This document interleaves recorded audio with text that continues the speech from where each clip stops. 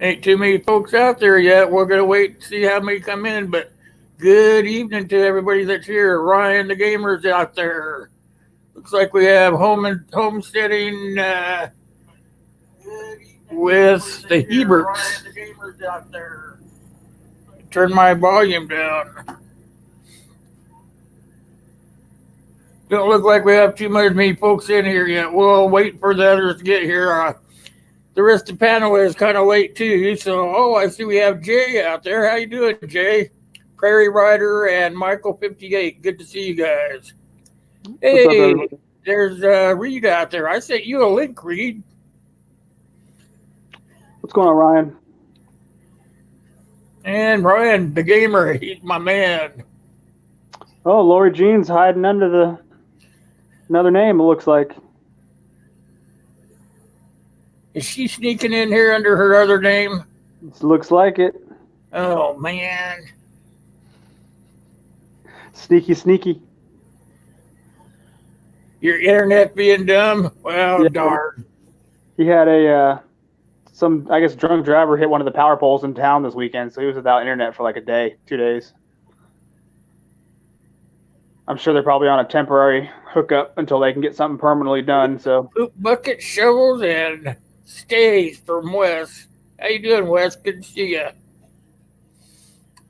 what's up, We're Wes? just waiting for some folks to pile in here, and hopefully a couple more of the panelists will get here. Everybody's on hiatus, I guess. Hiatus. That's a big word for meaning they're not here.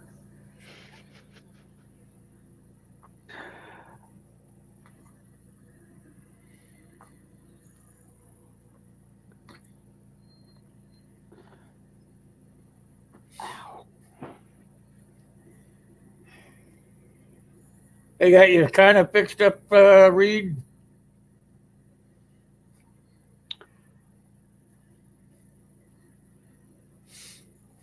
Well, looks like I got some gremlins going on.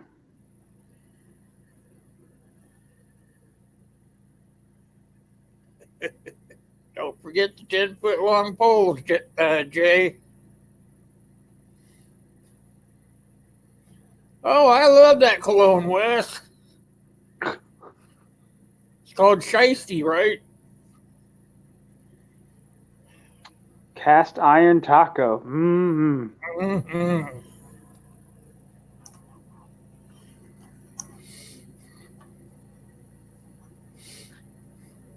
Looks like Tyler's working, selling people all their vices.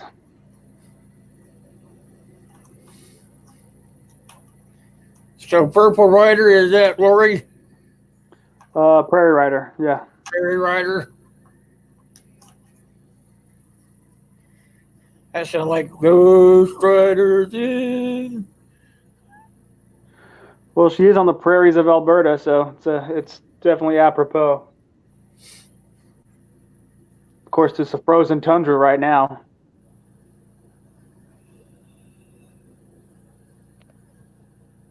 Grumpy's not going to be here, he says. Not feeling too hot. Hope it ain't the flu. He probably got that red dragon. The flu of doom. He studies it enough. He's probably got it.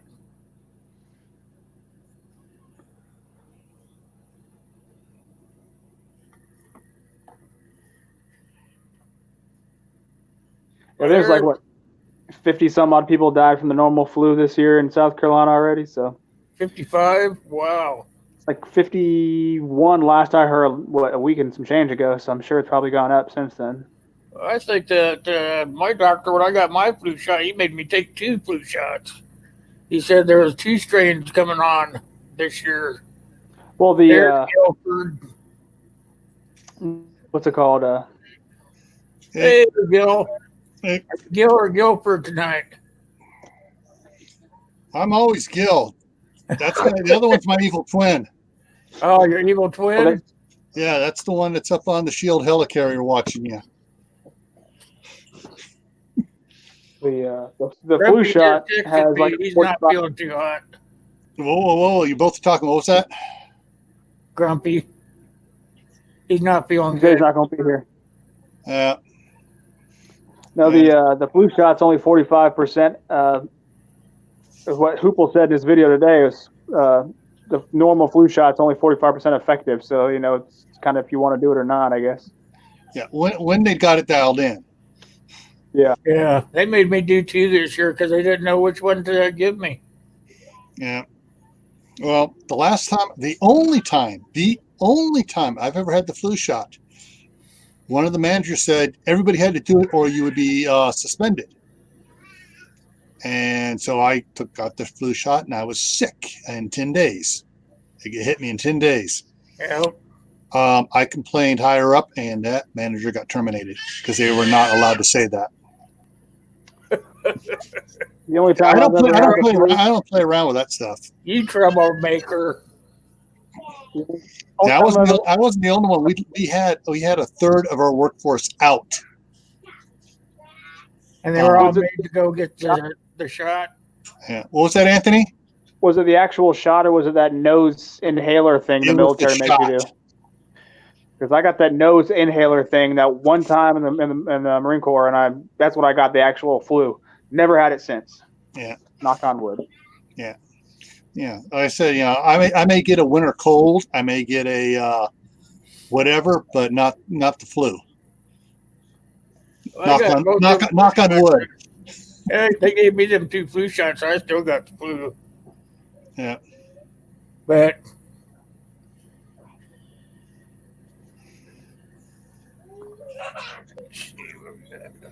Kaylin came in. How you doing, Kaylin? Jay, I when I went in there before I went in there and I sneezed all over them before I left. And on the way out, I stuck my head in his boss's office and told him what happened. And yeah. You got a drain field there, Gil? Or are you on city sewer? Or are you on both? We're on city sewer. The septic tank stuff got all filled in, taken out years ago.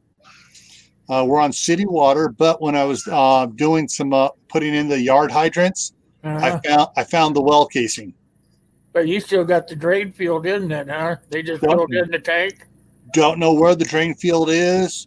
I have a feeling it's in what I haven't, and actually, I'm not even sure where it is because they shouldn't have run it out by the where the well casing is, and that's the side of the house that it looked like the old sewer used to run out. So unless they ran it out and then down towards the street and had the drain field out on the one side of the house over there, I have no idea where the drain field is.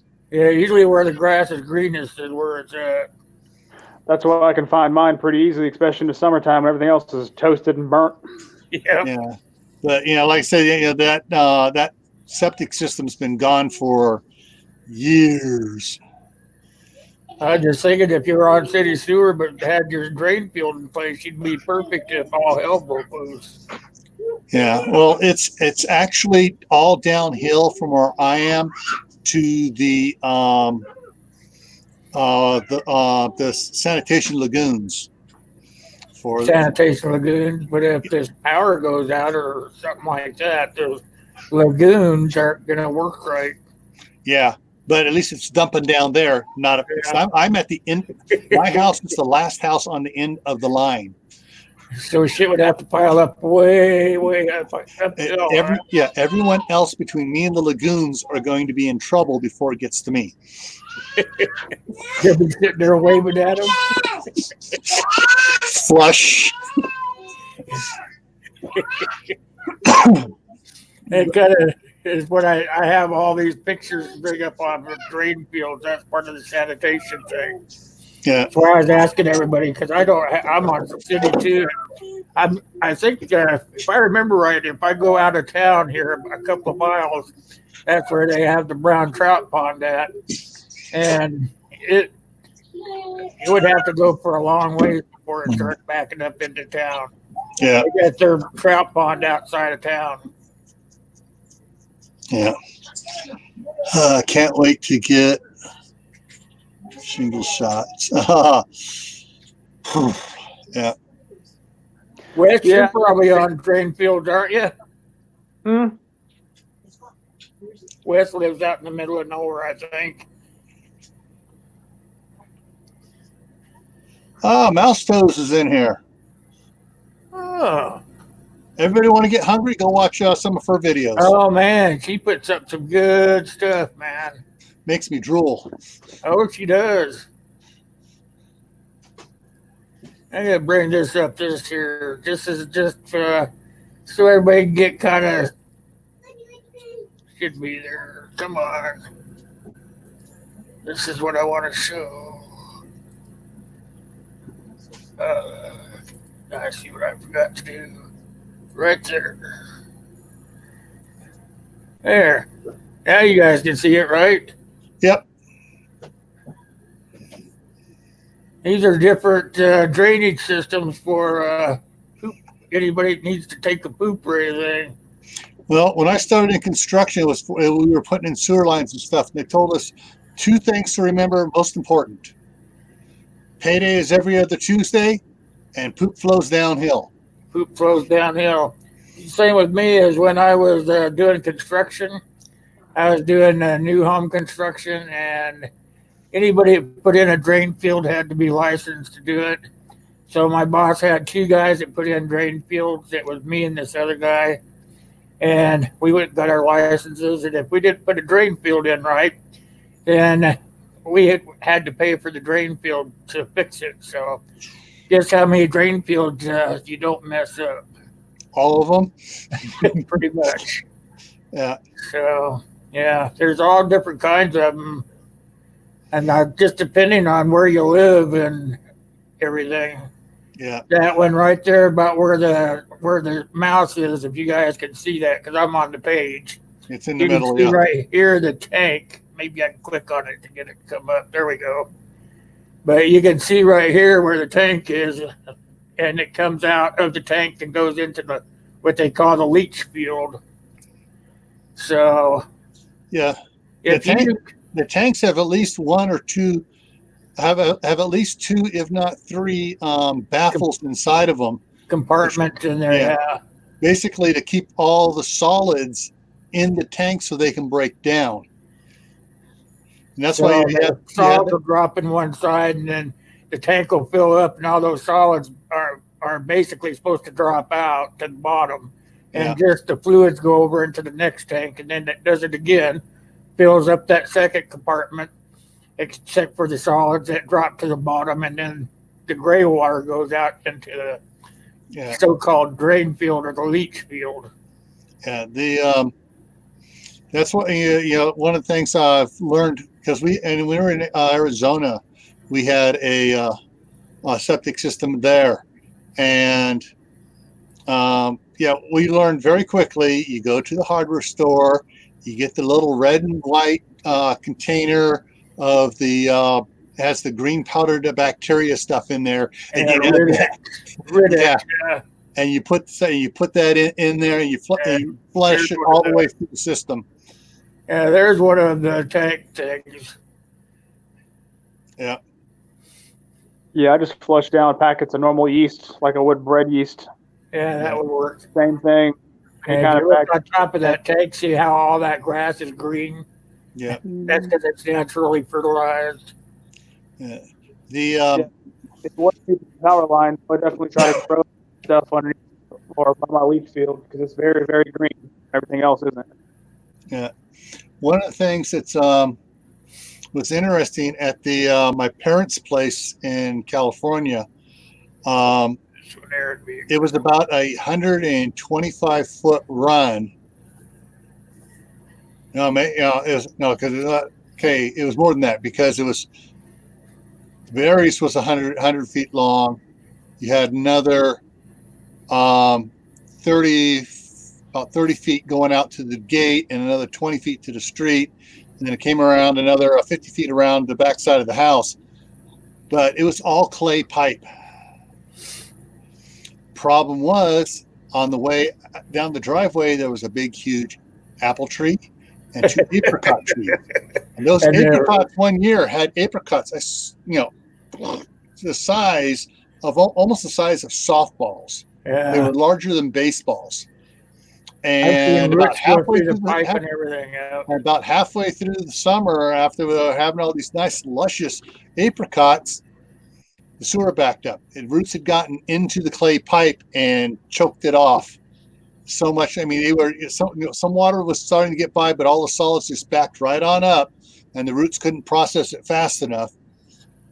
And so they had to dig it out, replace the pipe, and I believe they replaced it with cast iron the next time with the rubber gaskets and the. It might have been ductile pipe, yeah. And the they had the it begins with a G. I can't remember what it's called right now. It's sort of like a mixture of lead and fabric and stuff, and they beat that into the behind the gaskets on it to keep the roots from going in as well. Yep. And then the next year we had apricots, normal size. Yeah, I see and everything grow into the old cement pipes, the duct cement or tile, or even the ductile pipe. But nowadays they use regular sewer pipe that's got gasketing and everything on it. There's no way in hell nothing's getting in that pipe unless you run over it with your car or something. What did you say, Anthony? Well, I was going to say you want to make sure you're definitely flushing down salt to kill those tree roots, and because it's not going to do anything to the bacteria. And you're using, they obviously answered Lori's question about why you use yeast, because yeast breaks down everything. But the old pipes way back when were made out of terracotta. So obviously being a glass pottery style, piping, any kind of crack will obviously let roots come in. That's why you want to use any kind of salt, especially rock salt, and flush it periodically to kill any tree roots that go in there. Yeah. The one of the other things, will salt kill the weeds? Ryder is asking. Salt kills a lot of plants. However, there are some plants. There are some plants like you're at the shore. The grass that grows along the beach and stuff, the salty sand. That stuff that it has adapted to live in a very salty environment. You see, I brought up another one too. I got a couple of them here. This one here said, let's see. This is where it all, come on.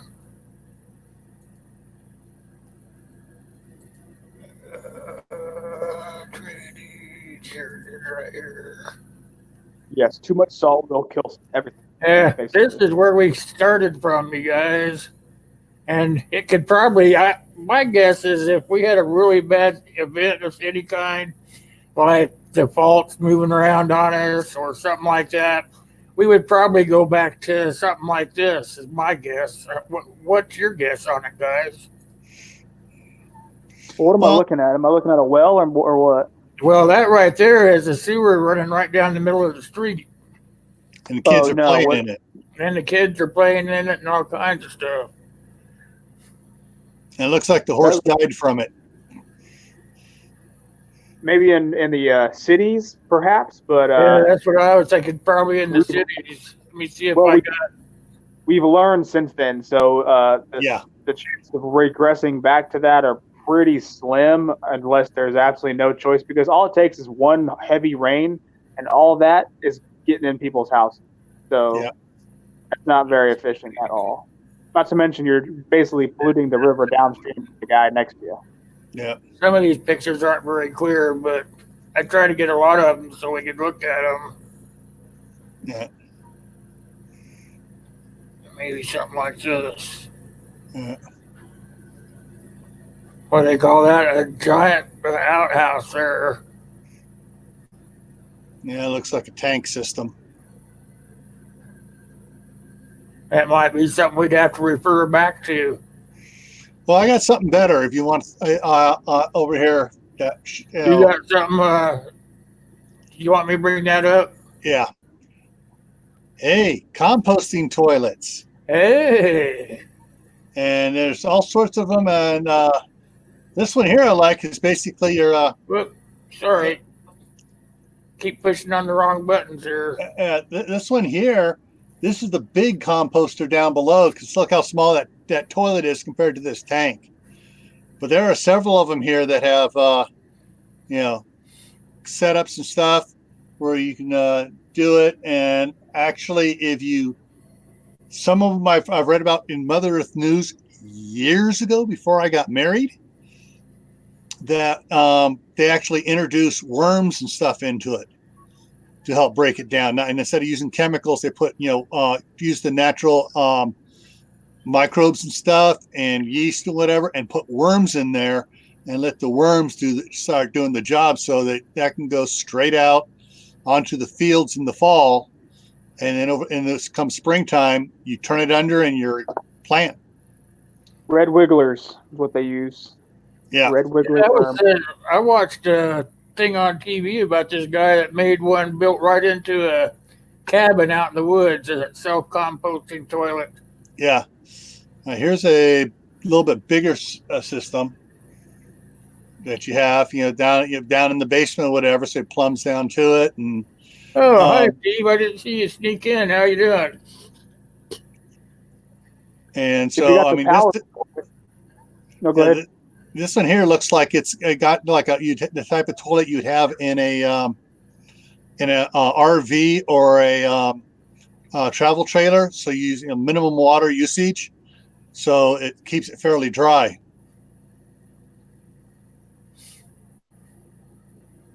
Yes. Yeah, there are a bunch of a little bit bigger model, and the amount of voltage this uses, a couple solar panels to take care of that. As I'm saying, if you have a lot of power, if you have a good power source, you could always use an incinerator toilet as well. Mm-hmm. But you're not going to get the benefit. If you have plenty of power, you can just use a pump system. Yep. It goes in and just pump it way out and away. Pump systems for if you have several houses and stuff, and everybody's and you need to get it up over a rise to get out and away from everybody and put the big septic tank out there. You just have everybody has a holding tank, and it just turn it on and it just pumps all the stuff out at once. Because we put in one system up in a town called San Andreas, out Highway 12 in California, and it all flew. There was this golf course, and all the new housing tracks going around the golf course, and it all flowed down to the bottom edge of the golf course. Well, they had a huge, I think it was like a 50,000 gallon tank there, and then they pumped it from there back up over the hill to the new treatment plant. So that tank would get nearly full, and then in the middle of the night it would kick on, and just, and in an hour it'd pump everything out of that 50,000 gallon tank up over the hill. Must be. Let's see if we can find it right here.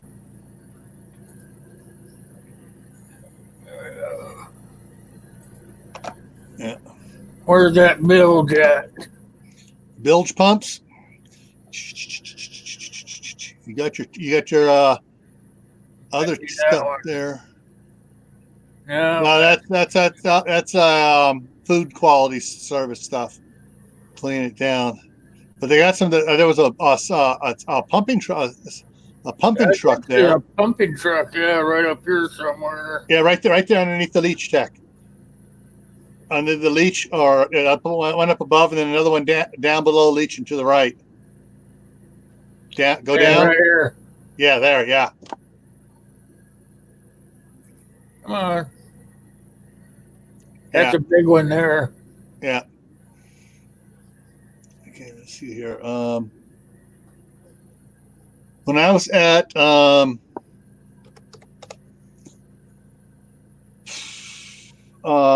one of the scout camps, actually two of the scout camps, they had pit toilets. That guy looks like he's got a good job. Come on. Pit toilet. Let me just, come on, let's go. And the pit toilets were actually, they weren't out, they were and weren't outhouses. What they were is, they were like, it was like a concrete vault they put in the ground, or a fiberglass vault with a concrete floor above it and stuff for the toilets. And it was just open. You could look right down into it, and they just bring around one of those pumping trucks and pump it all out. And there we go. That's a storage tank there. Yeah. That's not a more permanent solution to a porta potty. Yeah. But well. Yeah. I got something there to throw up. Hey, hold on. And most people don't realize unless they go to the a lot of the parks and stuff will use this. That's the pit toilets. These are pit toilets here. This is the type building it's in. You know, you got these buildings. You go in there, and they got a pit underneath there, and those are ones that got those great aromas. Oh, if someone leaves the seat up, the seat's left down. If you look where my mouse is moving, these two big black pipes coming out, that gets all the stuff going up away from the air, and they add chemicals to it to decompose and keep the smell down. So long as you keep the seat down after you use it, and the big signs usually saying "close the toilet lid." Close the lid, please. Yeah, but. One of the places decided one year to put sewer in, and rather than digging out their pits, they just had them pumped out clean. Then they ran the sewer line right up to it, down at the bottom, jackhammered a hole in it, put the pipe in there, mortared it all up, so it just filled it up. And then what they do is they just bring in the hose and just flush it, because they're right on a lake. Suck them out just like a porta potty. Well, not suck it. They just bring in like an inch and a half hose and just spray it and just flood it right on down, get it flowing downstream. And they do that every other day. Just go in there. Someone from the camp would go in because they found that was a lot cheaper than paying someone to come all the way up into the mountains to pump it out. Well, where did it go to? They put in a treatment plant down in the town. Plant? Yeah, so they just went out and tied into the main sewer line outside of Scout Camp. But see, here's what they, that's a small picture. Let's see if we can get, there you go. But yeah, they just fill up the pits and they just use it. And yeah. Some of those places out in the woods in Washington, they'll have leach fields out there for theirs. Yeah. They just let them, they don't have a tank or anything. They just let them leach right out there. They just have a big sign up there that says, please don't put sanitary napkins or toilet paper in the toilets. Yeah, they usually they'll provide a special type of toilet paper that breaks down fairly quickly. So it totally breaks down to nothing. What's that there say? But the one of the things you got to worry about though in digging just an outhouse is polluting the groundwater. Yep. Yeah. Especially when you're in an area like me.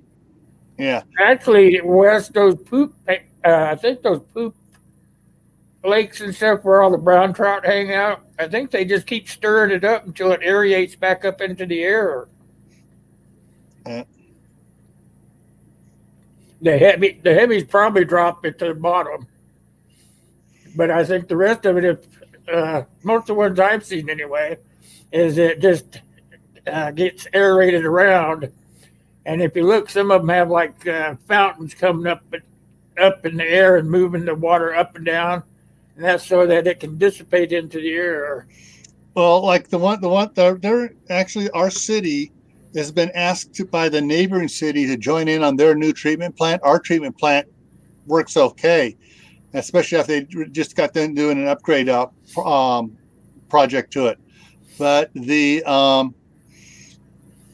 basically it doesn't just they separate the solids out and process the solids a little bit, and then they treat the water, try to get everything out of the water they can, treat it, and then they have like the lagoons, or they'll have big old huge a tank, like say about 150 feet across, that's full of black rocks, and they'll have a spray arm that goes around, and it sprays the water on there, and it hits that black rock, which is getting warm from the sun, and it evaporates, the water away. And I'm not sure how many years they can do before they have to do something with the rocks treated or something, and they can do it again. But all the solids they separate out, a lot of times, they'll just, like Wes says, they'll send it to the dump and they'll bury it, because there are so many other chemicals and stuff and other items that get flushed down toilets that they can't turn around and use it for fertilizer. Wes said he has a friend that works at one. They started to mix the chlorine, then screen out the solids and bleach it again use a UV light.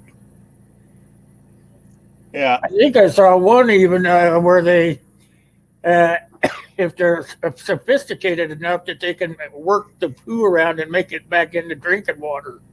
Well, it's for the most part, back in California, our treatment plant cleaned the water enough where they were selling the water during the drought for using on grass, lawns, plants and stuff. But the problem is we found out that it's still very salty, and certain plants do not react well to it. We stopped using it in our garden because a lot of the plants were shriveling up and going, I don't like the salt, because there was a lot.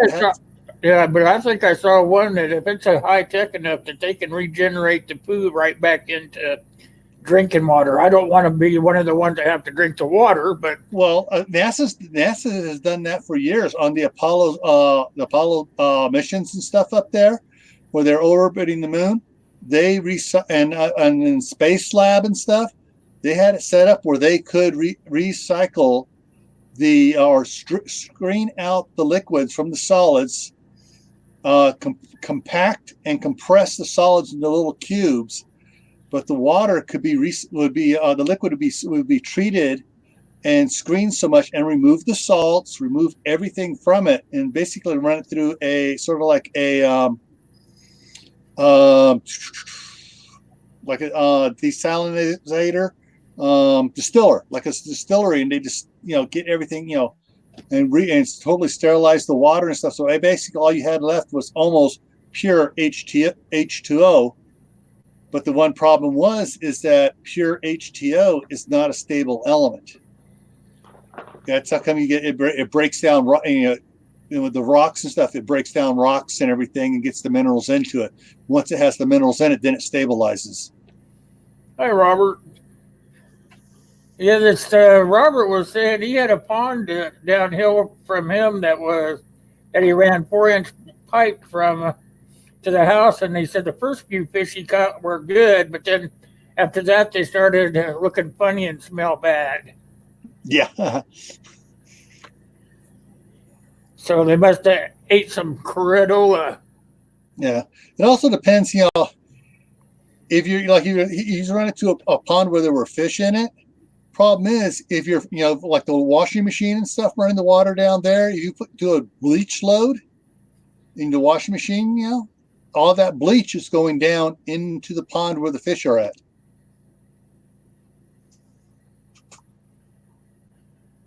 There's got to be a way for them to be able to use that water for whatever they want. Yeah. Well, like Steve says, down south there in Southern California, they use the water to put along on the freeways to water the plants and stuff. And that's what they were doing up in Northern California. But we had so much water, and then during the drought, they were telling the people, come get free water. You know, you can get up to 300 gallons a trip. And so a lot of people are buying those IBC. Robert said he was kidding. Yeah. I had a feeling, but they have to get those IBC totes that are in the metal cage, and they've got either the clear or the blue tank in it.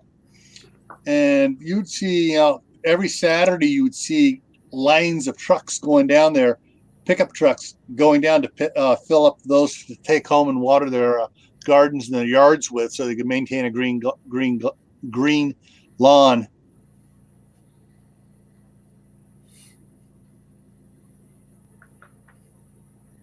Yeah. You know what? Wes is correct. As long as the water is wet, then it can be made drinkable. But the process to do it, sometimes it becomes cost prohibitive.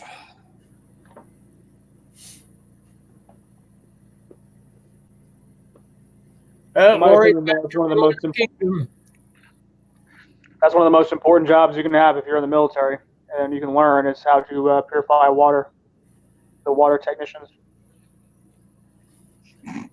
Oh, all right. You're going back to rule your kingdom. That means you're kicking out Trudeau.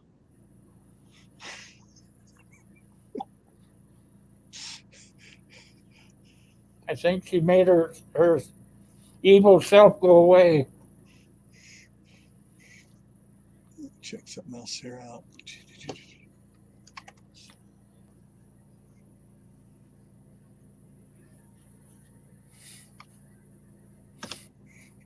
Okay, let me check something else out here real quick. Nice.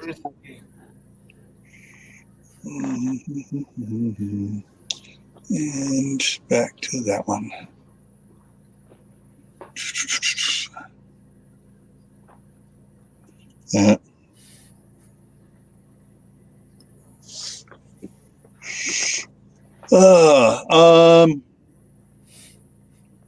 Yeah, one of the things that people are going to have to in suburbia, out to the urban areas, to the farm areas, they may be going back to outhouses. That'd probably be where we're going for sure, is back to the outhouse. Yeah, I got a funny story about outhouses. Oh, boy.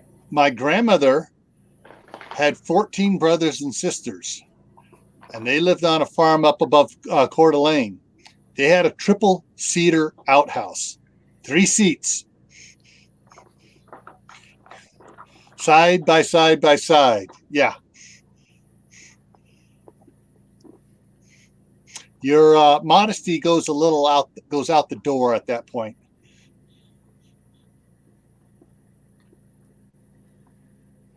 I can imagine digging that hole. With a big giant hole. The queen has spoken. And what did she say? She said, "Okay, guys, knock it off." I think a lot of people may not understand, but an outhouse, you want to make sure you're putting it so far away from your water source, and Exactly. you make sure you're digging it. You're making sure you're digging it deep enough to where when it does rain hard, it's not going to overflow, fill up with water, and run to your water source.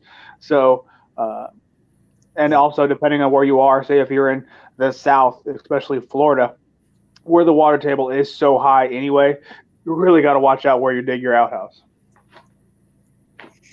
Location is key. What did Reed say here? I would say if you're going to be, I'd say outside the city, because if you're in the city, yeah, you'd have to figure out something totally different. But if you were outside the city in the suburbs or something like that, or even outside the suburbs, I would go downhill from your main water source a minimum of 100 feet, and then in from your water source a minimum of 100 feet before you even think about doing anything with your sanitation needs, so that it doesn't leach right back into the water. And you want to put it downhill from in the water source, so it's not coming back to where your living conditions are. Well, you also want to remember, if it's your permanent place, you don't want to just think about, what you're going to do with your outhouse water. You also have to figure out what you're going to do with your gray water. So Okay. sanitation just isn't about black water. We also got to figure about human needs, bathing and washing dishes and all that fun stuff as well. Yeah, when we were in Arizona in the summertime, we had a diverter valve put on the septic system. So the sink, the kitchen sink, the bathroom sink, and the shower all went out onto, and the washing machine all went out onto the garden. Now, when my mom had to run a bleach load, we'd turn the valve so that water would go back into the septic tank, and then we'd turn it back, and all the water would go out into the garden. Reed and who was it there? There were a bunch of Wes and a couple other guys are talking about those special cans of dehydrated water. Will, I got them up here if you want to put it up there for them. All right, here you guys go. Bernard's dehydrated water. You can still purchase it. But this is, I just Googled it. There's also another one here called, where is it here? Future Essentials Dehydrated Water. And then, of course, another one for dehydrated water. But yeah, so you got all nice, some of the old cans and stuff and everything of this stuff. Dehydrated water? Yeah. Yeah, this one's probably about, at least 30 years old. Now, my brother has a bunch of these from Scout Camp. Where'd you get your Scout Camp? Yeah, it was the biggest novelty item being sold at Scout Camp. It was cans of dehydrated water. So I've got a question there. How can we make a source of chlorine from all salt water? From salt water. Was that Reed? Yeah. That was Reed asking that. You got the answer for him? Yeah, he knows. It's a rhetorical question. He knows how to do it. Yeah. He's the mad scientist. Of course he knows how to do it. Yeah. Is he testing our skills or what? Yeah. Yeah, so Lori, it's a joke. The cans were empty. Like the one can said here, you opened up the lid and inside the lid said, seriously, what did you expect?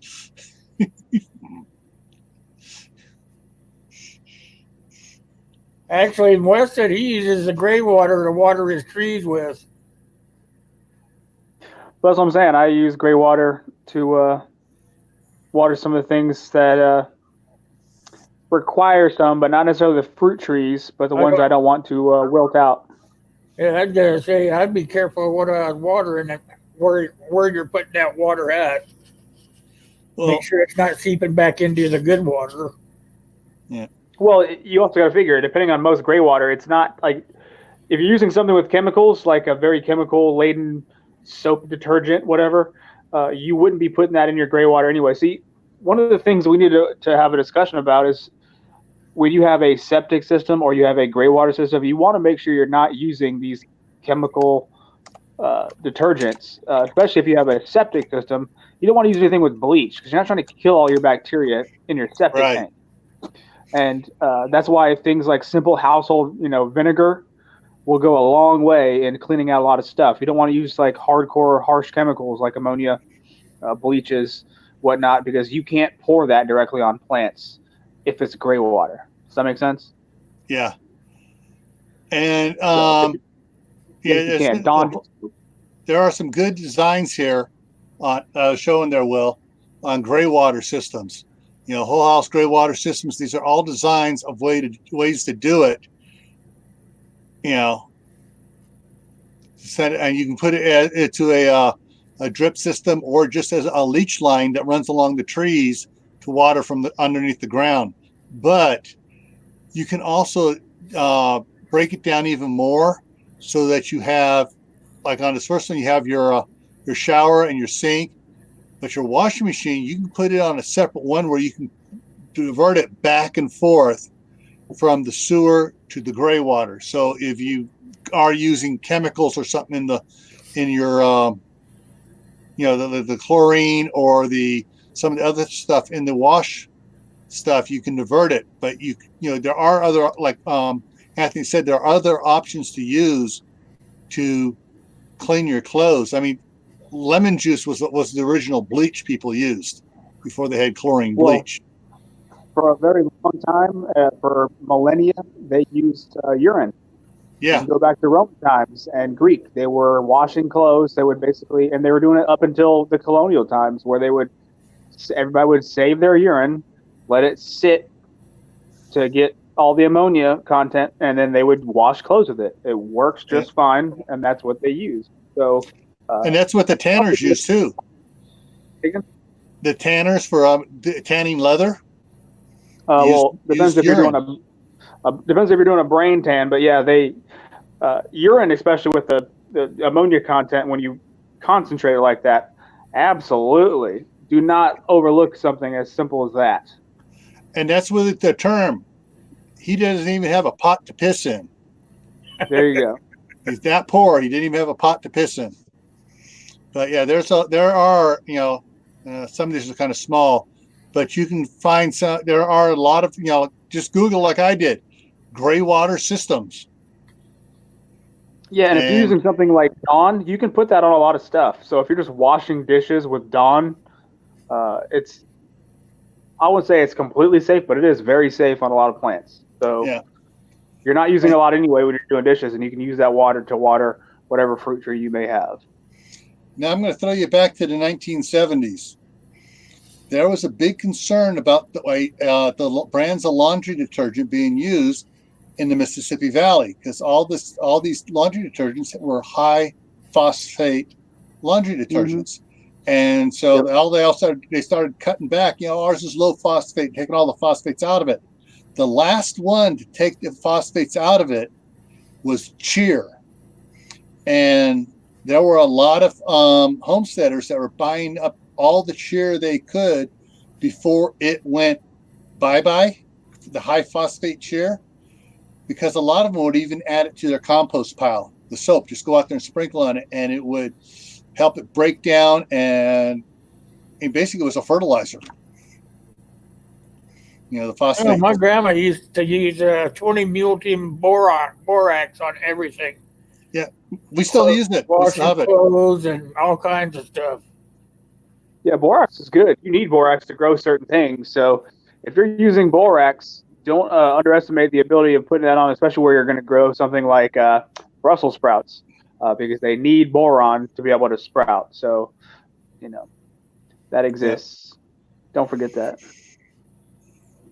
These are all trace elements too. You don't want to add too much stuff to soil where you're going to grow things, because, with salt, phosphorus, too much is bad. Well, that's why I was saying I'd be careful about the gray water planting it under trees and stuff. Because if it had too much stuff in it, then the trees may not grow properly. It depends on what tree it is. If you're watering your windbreaks, then I wouldn't worry too much about it. If you're watering something that's going to require a nice ratio of fruit, or you need to have so much nitrogen for foliage, so much root development, your phosphorus and your potassium, then you don't want to mess with that mixture too bad. But yeah.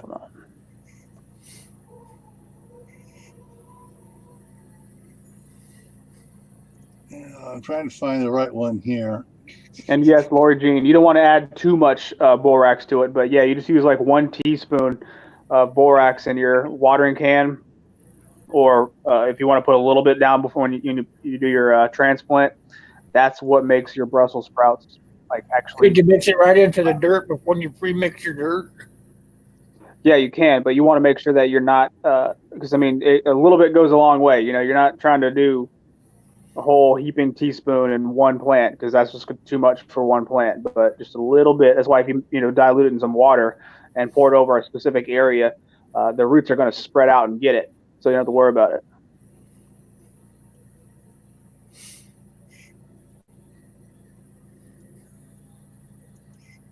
Okay. You got another picture up there? Is that what I see? Yeah, I got some pictures of something else here with dealing with the sewer. These are pumps, way a pump station works. And this one here looks like it's going to be the best one here. So basically, your toilets flow into a holding tank, and it's got a grinder pump unit in there. And what you got to make sure you can't just use a regular sump pump. You have to have one that has a grinder in it. And basically, it'll grind up all the stuff in the sewer and pump it up, away, and however far away you need to go to get it either to where you're going to have a septic tank farther away from your water source, or however you want to do it. But basically, like this one, this is a diagram where the house is below the city sewer line, and so they have to pump it up to the city sewer line to get rid of it. And basically, it has a float detector in it, so when it gets up so full, then it starts pumping, grinding everything up, and spitting it out and pumping it to the city sewer. Lord Gene, I would make sure you put down at least 1 teaspoon per 5x5 growing area, and diluted in water. You don't need a lot. And that's this is what what a grinder pump, a grinder pump in there, and it's got float valves here on them. So it goes up so far, then it turns on and pumps it out. They got all sorts of different size ones you can have. And this is a household size one you put down in the basement or just outside. And so that one's not working good. Go back. But you can have it where you put it outside where it flows into it, and then you can pump it out, way away from your well water, away from everything.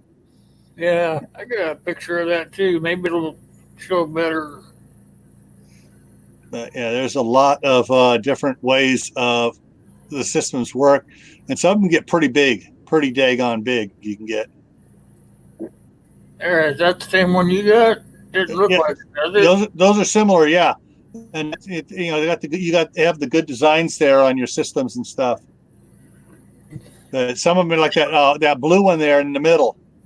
Yeah, that's what I was looking for. That's just the lid of it. But that's just the lid of one. Right, but that's you look at the size of the pipes and stuff. That's probably a 1,500 gallon tank they have hooked up there, and then. And basically, a residential one, all it's for is to pump it into the city sewer, or if you have to have your septic tank and your leach field farther away from your home, you do it like that. And here, and that one there is using a septic tank, and they're pumping the water from the septic tank away. So their septic tank is close to the house. But then the last chamber is just for the liquids, and they're pumping that away from their well water source or their river water source. You could run that pipe anywhere you wanted it. Mm-hmm. Yeah, one thing I wanted to add with that is you can use urine or urea to water or to fertilize your garden because the human body produces nitrogen, a form of nitrogen. However, you don't want to just put it right on the garden because there's a lot of salts also that come out in your urine. So, yes, you can. Doesn't mean you need to constantly do it. Kind of little hint I wanted to throw out there. Yeah. There's a bigger picture of it. Yeah, that's an industrial waste one where they're doing multiple stage processing for it. And we're traded back and forth till it comes out. Yeah. And they pump one treatment tank to another treatment tank, and each one of those pumps is a grinding pump. Pick up anything that grind up anything the first one missed and got through a little more too solid. And it just keeps going back and forth till you end up with nothing but the gray water left. Yeah. Me too, Reed. Me too. Especially you don't want to use too much though, because then you'll end up with all foliage and no fruits. Mm. Yeah. Yeah, pretty easy stuff. Yeah. Yeah, our neighbor up the street, they had 10 acres, and his wife was a big gardener. In fact, she taught the at the horticulture department at the local college, and he had to have it when he was out there working. He just go over to one of the trees and just urinate on it. After a while, when she caught him, she told him, "Stop urinating on just one tree. You're killing it. You need to spread it around." Yeah, that's what I used to do too, Lori. I used to have aquariums, and I used to empty my aquariums into buckets and then just take the buckets out and put them in my flower beds. They love that fish poo. All right, I want to ask Anthony Reed on his statement there about don't make your potato beds too nitrogen rich. Okay, so Reed, for those that don't know, what would you put in your potato beds to get good big potatoes? I know. All right, Anthony. Go ahead. Oh, okay. I would burn a lot of hardwoods and I use hardwood ash if you not liming out the soil too bad, because that's going to put a lot of potassium and phosphorus back in the soil, which is what you need for tuber growth. Okay.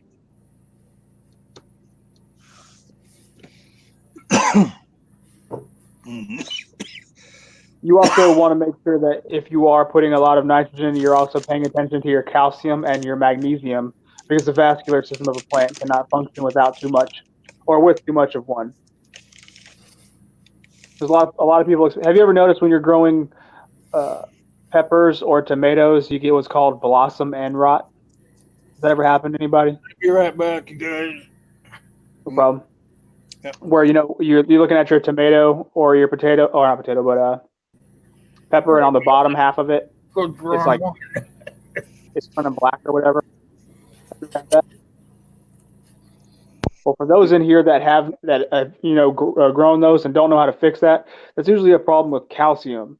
And sometimes you can have plenty of calcium down in the soil, you just don't have enough magnesium. So using something as simple as an Epsom salt will really help balance out the calcium and magnesium in the soil so you can grow proper fruits. Because if you have too much of one thing, nitrogen especially, you're going to get a whole bunch of foliage, no fruit. So it's not just tubers.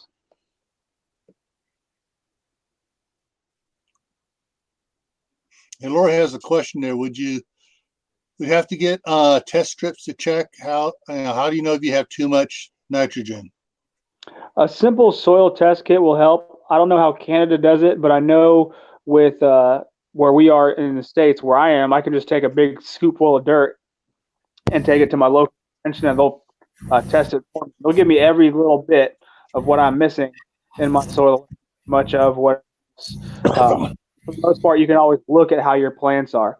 If your foliage is really, really green and lush, you have a lot of nitrogen. If it's starting to yellow and is not very vibrant, you don't have enough nitrogen.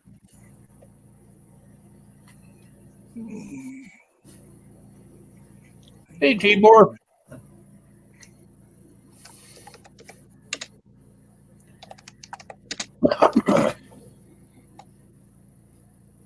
Guess he's not ready yet. It's coming. Yeah. All right. So there you go. Ash and biochar help out also. Hey, Preserved. All right. I got it up there now. All right. So let me zoom a little bit. So you got, this is one of the soil test kits, but there are several videos out here on soil test, how to use the soil test kits at home.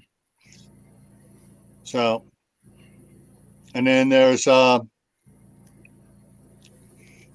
let's see, it looks like there's several different type kits: iron test kits, phosphorus test kits, oil test kits, for seeing what's in your soil. But pH is a good one. You can also get one of those water meters too. Mm-hmm. And you definitely want a pH test, depending on if you've ever done it or not. If your pH, depending on where you are, I'm in the South, so we have a lot of pine trees and a lot of oaks. That makes the pH very acidic, and you really can't grow a lot of stuff that's in a very acidic soil. Now, if you watched Howie's video a couple videos back, he's got a very basic soil, very base, probably high 8, 9, and you can't grow things that way either. So he needs to acidify his soil. I got to base mine out. So usually what adds a little bit of base to it is lime and wood ashes, and vice versa. If you have to acidify your soil, you're going to want to throw something in there like what's that stuff called? I'm having a brain fart. pH up. Cottonseed meal will definitely do it, but so will I have a whole bag of it sitting. Sphagnum moss. And one more thing. I can't think of it. It's in my shed right now. I can't think of the name of it. Let me look in the Brett. chat. I run my Brett said sulfur acidifies this, it makes it more acidic. Oak and walnut trees will cause surrounding soil to be high in tannic acid. Peat moss. Thank you, Reed. I was like, I could see the bag. I just couldn't think of what the name of it was. Yeah. But yes, that will definitely acidify the soil. That's why I can't put that much in my soil. It's really good at retaining moisture, but I can't add it too much to my soil because I have a lot of tannic acid from all the oaks. Because if you notice, oak trees, their leaves do not decompose like something else, like any maples or. I try to run my soil pH about 6.8. And if you can get 6.5 to 7, you can grow just about anything. Yeah. And there are some simple little ones here, that you stick in the soil and meter, and it tells you what the gives you moisture and pH levels. So. Yeah, Tibor, you're right. I'm sorry. Yeah, so you got a bunch of different ones you can get there. Check it out. Do your research before you buy your first one. Yeah, Tibor, you're right. Walnut trees are poisonous, especially black walnut, because they have a lot of jugalone, which is basically a hormone that's going to stop every other competing plant from growing. There's other things that can grow with a jugalone-rich environment, but not very many. And with acidic soil, you can definitely grow the crap out of some blueberries and azaleas. Blackberry bushes, buck. You get one blackberry bush, you'll have 50 of them. Yep. All right, so that is. So I'm going to try something else here real quick for you guys. Come on, let's go.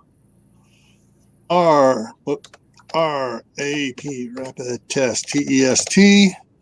Quit scaring So here we go, Tyler. So on Amazon, it's coming up. We have here's your on Amazon. Here's your soil test kits. You got your pH meters and your multimeters ones, and then you have your actually test kits here. So yeah. Got three leaf packet, 3 soil testers, for $15. Your bigger ones run $32. So they run the gamut there, different prices, $25, $15. Martha put a really good video on her channel about her little tester she has. I think it was like $9, she said. Who was that?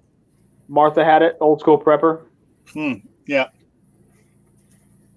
was a few weeks back, but she had it on there. She had a little soil tester because what she likes to do is they get all the tree companies that's around there that prune the trees or whatever. They grind up all their wood chips, and there's a big stink going on because a lot of books and a lot of people have been parroting this for a very long time, to where if you add wood chips to your soil, it's going to acidify the soil. So she was going around with a little meter, seeing if it actually acidified all her soil, and it didn't do anything. Maybe if you mix it in there, till it in together, it might. But if you use it as a mulch and just let it decompose down, it doesn't. Just wanted to throw that in there. Hey, there she is. Hey, prepper. She knew we were talking about her. Yep. I was saying nothing but bad things, Martha.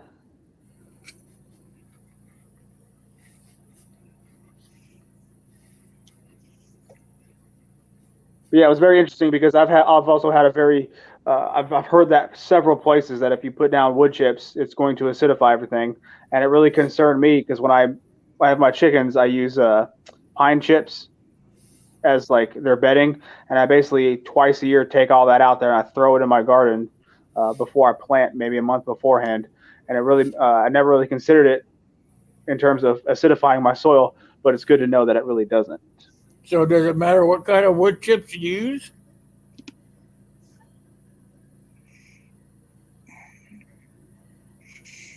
There are certain wood chips you do not want to use. Oleander. This oleander is poisonous. So if you use like pine or fir, it'd be okay.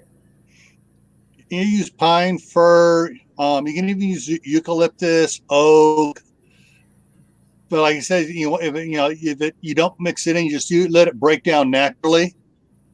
Yep. If you put it on top and let it break down like it normally would, let the worms do their job, you're good. Because in most places, I say most because I used to say all of them, but Reed corrected me.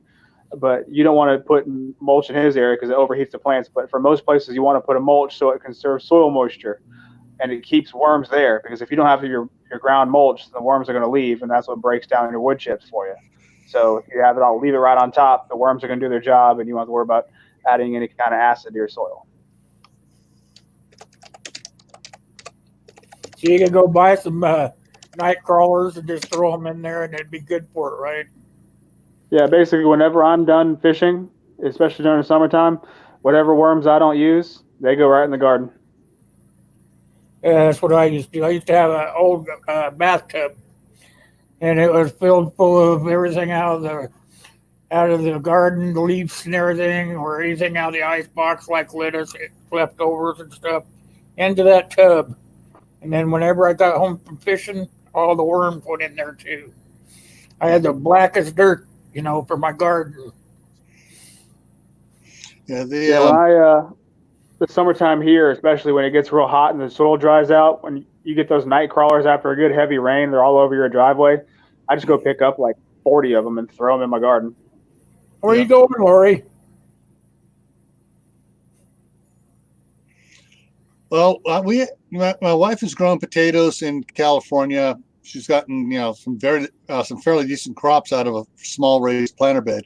Haven't planted any here in Idaho because, geez, everyone around me has acres and acres of potatoes, and I can get them dirt cheap. Yeah, that's how I am about field corn and soybeans. I have no need to grow it because I can literally go get it off the side of the road. Yeah. Field corn's the only thing you want that for is to feed the deer, right? That's right. And the best part about when they run through with the combine is whatever they miss, most farmers are like, yeah, go get it. So you just walk through with a bucket and pick up as much field corn as you want to. And usually when they load it up in their combine, well, from the combine to the little trailer they use to haul it, they always spill a whole bunch on the ground. So you just go grab all little handfuls, and there goes your corn. Night, Lori. It's also not only is it good for the deer, but if you have them in the area, you can use them to get the wild pigs to come to a certain area so you can hunt wild pigs. I would highly advise, trust me, do not invite wild pig over unless you absolutely have to. They are horrible. They tear everything up. But if you have you go off, they'll stay there. You go off onto the national park land and pile it out there and let them go out there, and then you hunt them out there. Of course, if you're in an SHTF situation where everything's gone anyways, hey, there's your bacon. Yeah, you definitely don't want to encourage wild pig on your property. Trust me. Yeah, because they'll stay there. Once they get there, they're there. It's like, holy cow, they want us here. They're one of the reasons why I walk around with a pistol on my side when I go out in my woods on my property, because especially if you walk up on a bunch of little ones, they'll charge you if they have to. Yeah. Most of the time they'll run, but every once in a while you'll get a mean one. Yeah. Daniel at Arms Family Homestead did a couple videos on hog trap thing. They set like a little corral that had a special gate on it. When the pigs went inside, had a motion sensor, and would drop down on them, and they'd go out the next morning. 5 or 6 pigs in there, bang, bang, bang, take them up, go get them processed out. Reed, it's not that bad. It's just make sure you're obviously hunting. If you want to eat it, you want to eat the smaller ones. You don't want to eat the bigger ones. So, and if you can, you definitely want to shoot a sow versus a boar. But it's still good eating. You just want to leave the big 100+ pounders to something else. Don't want to eat them. Steve, we're talking about a different type of pig.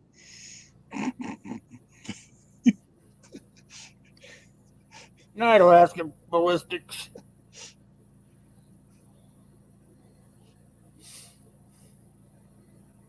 Load up my.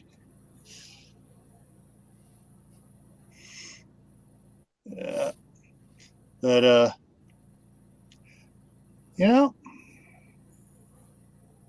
that's. I don't want to say anything about it, but I just got an idea of something to go do some research on regarding pigs and manure.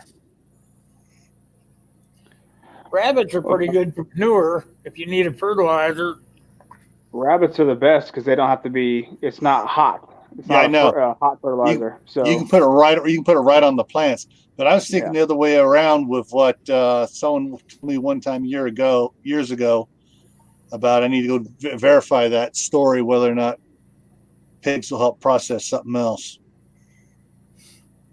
Well, pigs are your traditional homestead garbage disposals. Yeah. So, but are they your sewer disposals too? That's what I got to research. I wouldn't use them. Yeah, I wouldn't use them for that. But with any animal, especially a mammal, you want to make sure you're not putting their manure directly in your garden anyway, because parasites can easily be transferred. So just to put that out there for everybody, I'm not trying to say put your manure out there because you need to compost it. Yeah. Speaking of parasites and pigs, black walnuts naturally de-parasite pigs and deworm them and stuff. Hidden Heights Farm did a video on it about 6 months ago. So does pumpkin. Pumpkin seeds are the best. Yeah, that's the other thing. Yeah, he was out there. He got a whole bunch of the black walnuts. He tossed a couple of them out there like treats. Yeah, not too many of them because then they get bored and stop eating. But he tossed them out like treats. And then when the pumpkins are done, they toss the pumpkins out there too to the pigs. Yeah, raw pumpkin seeds, not cooked pumpkin seeds, but raw pumpkin seeds are really good for deworming all livestock, including yourself, human beings. But chickens, goats, all that, yeah.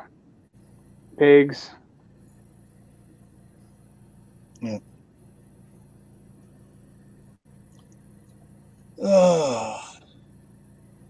So let's see. Check my back of my list here of stuff. We've covered composting toilets. We've covered pumping the sewer out. We've covered doing pit toilets, regular old outhouses. How to put in leach fields. Yeah. How to do the leach fields to get ready for a down system. What would you do if you were in the city and you had to worry about the sewer? You better hope you got a block off because all that stuff's coming right back up if you have too much of a system. Because if you're living in the city, then it's going to a station. And if all hell breaks loose, the station's going to go down. Yeah. Okay. Say again? Yeah, Old School Prepper has a question there for I'm going to look it up if you don't have the answer off the top of your head. It's since they are curcubit, something in the seeds, it's like the curcumin, whatever, is what helps move that along. But Gil's going to look it up now because I don't remember the exact name.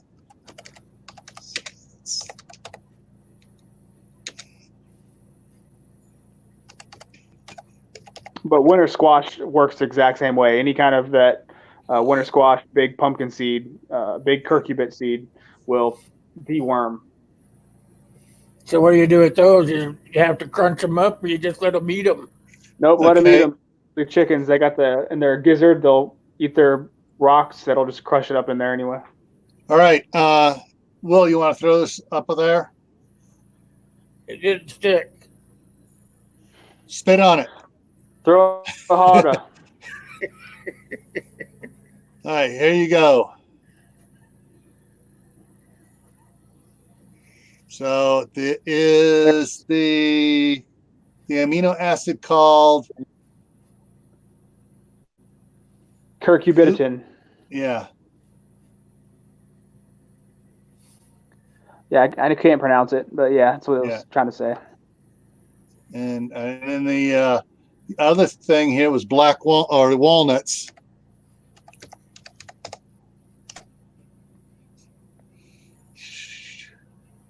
Black walnut vinegar for deworming. Okay. The active ingredient in okay, yeah. So yeah, piperazine and they got several things in it. So black walnuts have several things.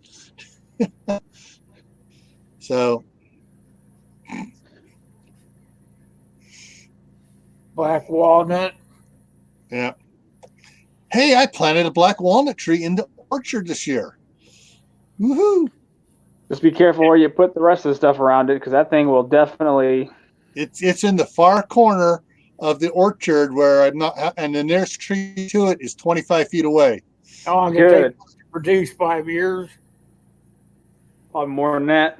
Depending how big you put it down, you might get a little bit, but you want to make sure it's not over any kind of cement, because that black, those it's out in the field. The outer husks and holes will definitely stain everything. Everything. You can use that as a good for staining cloth when you want to make your own camouflage clothes. Yeah, like a dye. That's it's really good for it, because it's just like with mulberries. If you have a mulberry tree right around you and you have chickens, don't let your chickens eat mulberries, because when they do and they run on your driveway and poop, you're going to have a whole bunch of really big, bright purple streaks all over it unless you pressure wash it off. Ask me how I know that.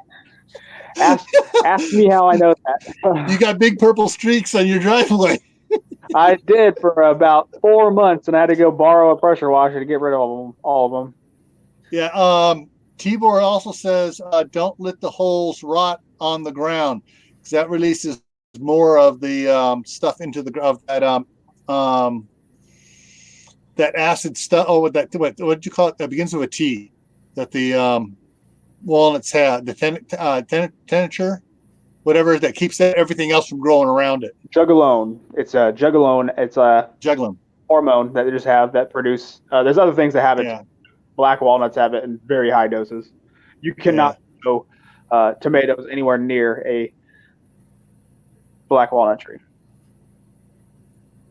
And their leaves have it too. So when their foliage comes down, if it blows across your property, you could also be, Reed's making a funny. I was reading that, yeah. If you do it right, your chickens can.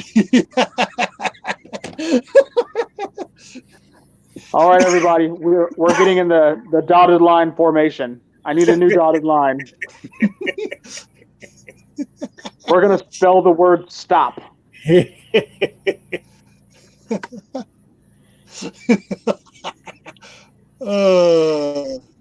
Budax, how you doing?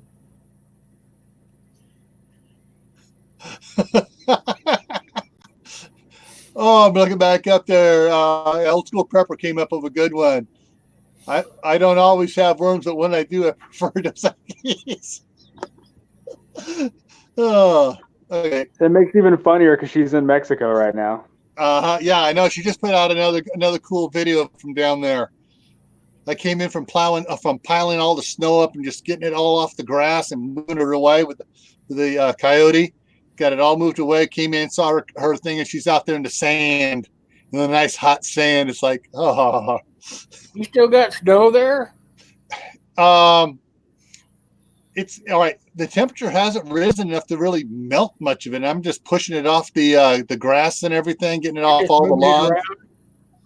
And I shot some video footage today and yesterday of it.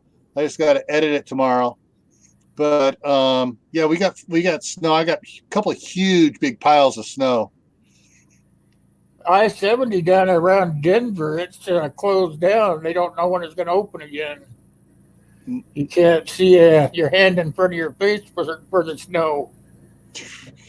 Yeah, we just got a light dusting about half an inch to an inch last night.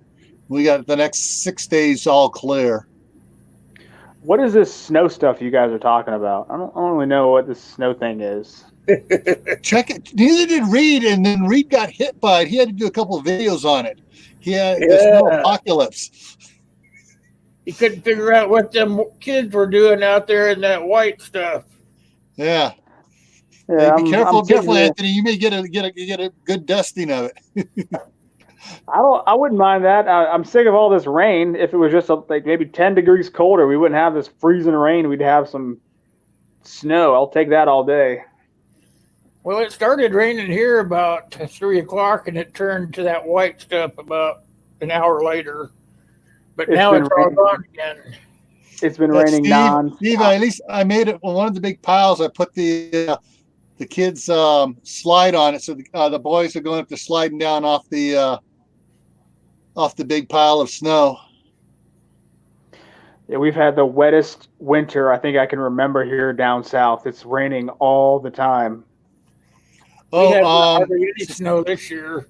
Suspicious observers were saying today and for the last couple of days that the weather is changing, and those in the back east have been getting nothing but rain. You're going to get hit with some snow here. The groundhog was wrong. I'm okay with that. Just I'm tired of seeing the rain. It's pretty demoralizing walking out and feel like I live in Seattle or London. Yeah. Well, Steve, we don't want to hear what you're saying.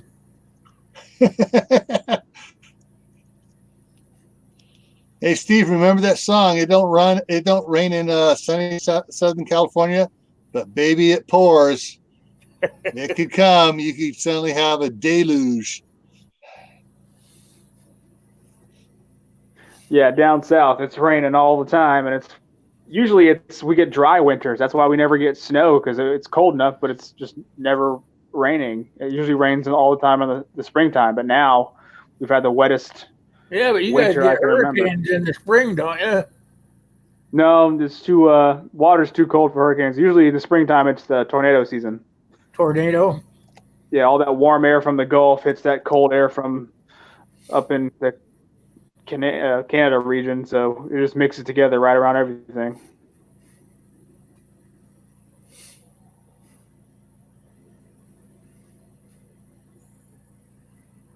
Okay, we about got her done here, guys. 7 more minutes.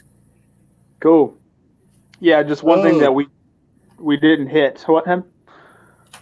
I'm sorry. I'm looking over the side here. I got the jet stream map up, and it's changing. There's a bunch of cold Arctic air coming down, and it'll be passing by you about Thursday evening, it looks like.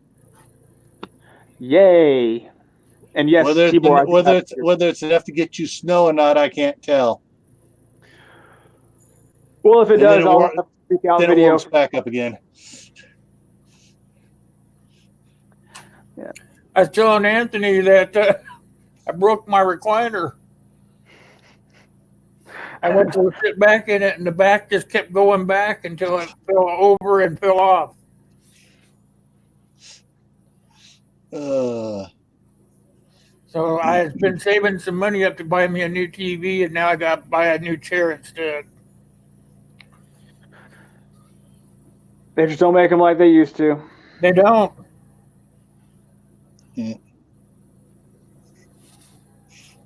Yeah, I'm just thinking about what Steve just said about tornadoes and hurricanes ?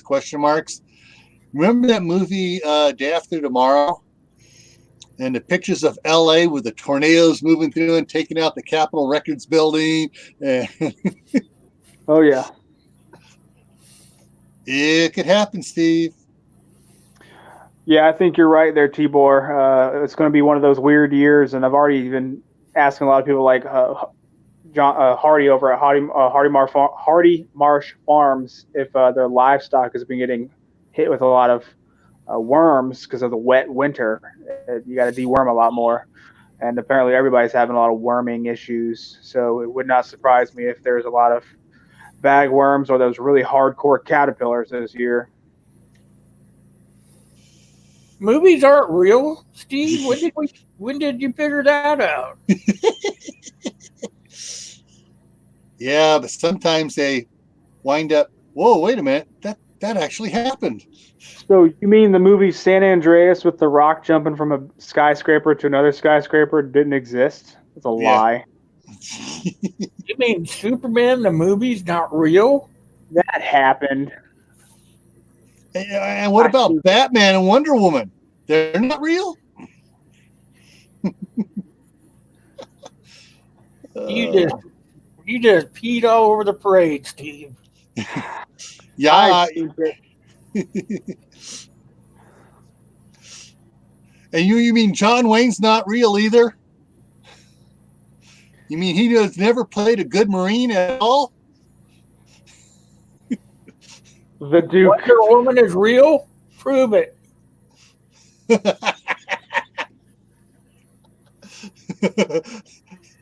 Well, at least he admits Wonder Woman's real. Yeah, that's it. Tent caterpillars. Those things are going to be everywhere. I'm waiting for that. Caitlin Strain just brought us back to reality here. You know, this funky weather could also affect the bee population. Well, everything keeps affecting the darn bee population now. It just seems it can't win. And especially if we get a late, because it's already, the peach tree's already starting to open. So if we get another late freeze, then we're kind of screwed. Yeah. And she's saying that people have been posts about people have their whole colonies are dying off. Well, luckily all the dandelions are already opening here, so they got a food source. It's just if you don't mow, obviously everybody mows their lawn. I try to dedicate as much as I can to have weeds for the bees. I didn't know you were in here. Yeah. Hey, Will, Old School Preppers asking, is there any last topics to hit before the end of the video? What do you guys want to talk about next week? Why don't we let the side chat decide this week? That sounds good, guys. What do you want the topic to be next Monday? Side chat gets to choose.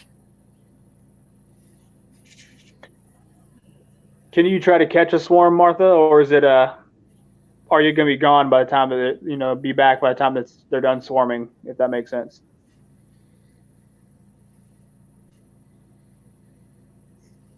Okay, waiting for weather in Southern California is not a topic. It's a curse. Yeah, we got dandelions, we got dead nettle, chickweed, all that's popping up already.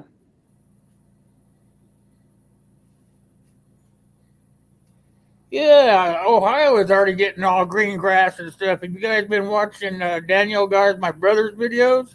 All his pasture is turning green already. Yeah, I'm sitting there walking through footfuls of dead nettle trying to just go feed my chickens. It's up. All the wilds are coming in. Oh, India now has a locust infestation. We could talk about insect infestations. That was Caitlin Strain said that mentioned about India now has a locust infestation. Africa just had one. Insect infestation? Or just general pests? Or just regular insect infestation? That's a hard word. Well, we don't have to go that far, just straight up infestation. We can talk about just regular pest issues you have, like what Tibor's talking about with the tent caterpillars. And we got palmetto bugs and all kinds of other nasty things down here. Yeah. All right. Old School Prepper says this is a big topic, but I'd like to learn more about hunting, basics to advanced. We could start on it. Yeah, it might take up a couple of weeks, but we could start on it. Yeah, give us a couple. You know, you got a couple topics there to go for all of next month. Definitely with hunting, that's a big one. That's a big one. Yeah. Oh, and squash bugs were making a big hit late this last season too, down in Oklahoma and stuff. And I'm back getting it written down, old school prepper. I hate squash bugs. I can't stand them. All right, so you got two topics there: hunting and garden pest infestations. And you probably want for the garden pest infestations, you may also want to get Howie in here on that.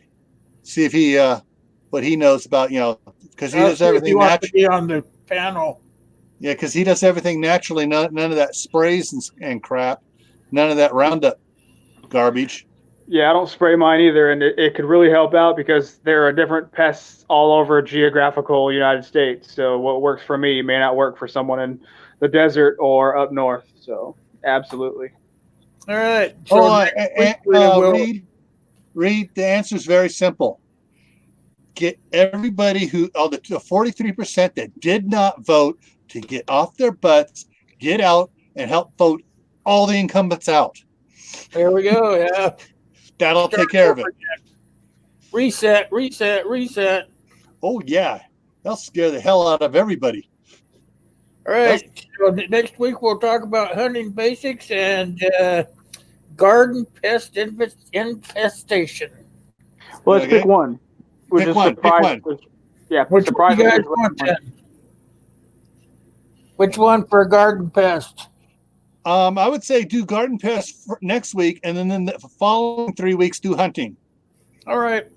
That way you can work through it, and you can get some of the good hunters out here. I'll step down off the hunting because I haven't hunted since the year before I got married. I'm going to be out in about 2 weeks. I'll be hunting again, so I can go all over that. All right. So next week we'll do garden pest infestations, and I'll try to pull Howie in on the panel for us. Yeah, and I'm trying to think who else would be good. That does a lot of that organic pest stuff. If I think of it, I'll email you. Alrighty. All right, you guys. I want to thank everybody for coming by tonight. As always, it was another great session, and we will be seeing you guys next time. Yeah. And the Evil Twin was in there. Evil Twin. Yeah, he was in there. Oh my gosh. He was